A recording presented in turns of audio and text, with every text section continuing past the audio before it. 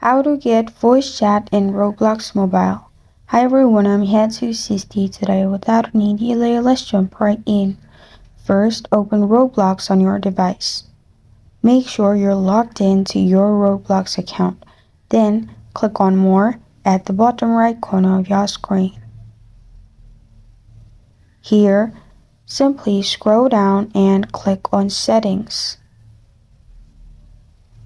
After you click on Settings, click on Account Info at the top. In Account Info, you will find your age group. Make sure it's 18 plus and you are verified.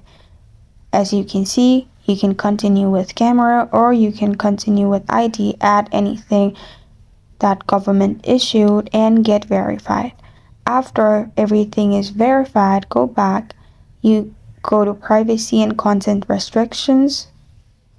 In Privacy and Content Restrictions, here you'll find Communication. Then you'll find Voice Chat option.